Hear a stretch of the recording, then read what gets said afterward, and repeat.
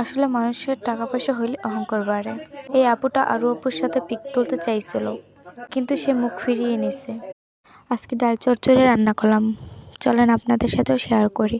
আসসালামু আলাইকুম, কেমন আছেন সবাই? আশা করি ভালো আছেন, আমিও ভালো আছি আপনাদের দোয়ায়। আজকে এই ভিডিওটা শেয়ার করার পরে আপনারা অনেকেই বলবেন, আবার এই ভিডিওটা ফেসবুকে শেয়ার করার কি আছে? আসলে আপনাদের মতন আমার হুটহাট করে বের হওয়া হয় না, ঘুরতে বের হওয়া হয় না, এমনি কোনো কাজেও বের হওয়া হয় না।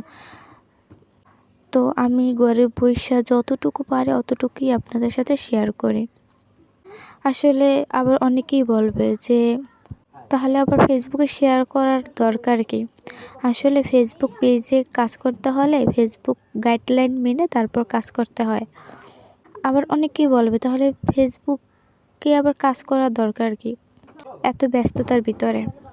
ভাই, আপনাদের বলতে আছি, আমি তো কোনো জায়গায় বের হই না, কোনো জায়গায় যাই না, সাংসারিক কাজের ভিতরে থাকি, তারপরে ছেলে আছে, এই ব্যস্ততার ভিতরে নিয়ে তারপর টুকটাক ভিডিও করি।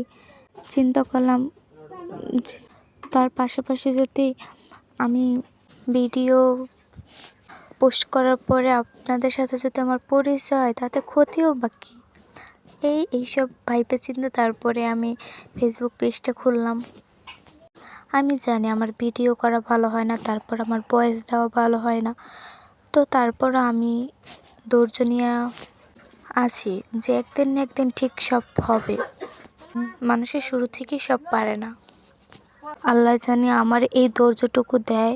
আপনারা আমার জন্য দোয়া করবেন। আমি এই ফেসবুক একটা আশা নিয়ে খুলছি, তো আল্লাহ জানি পূর্ণ করে, আপনারা পাশে থাকবেন।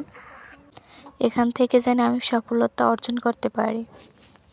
যারা যারা আমার ভিডিও দেখেন এবং কমেন্ট করেন, লাইক করেন এবং শেয়ার করেন, তাদেরকে অসংখ্য অসংখ্য ধন্যবাদ। আমার সবসময় পাশে থাকবেন।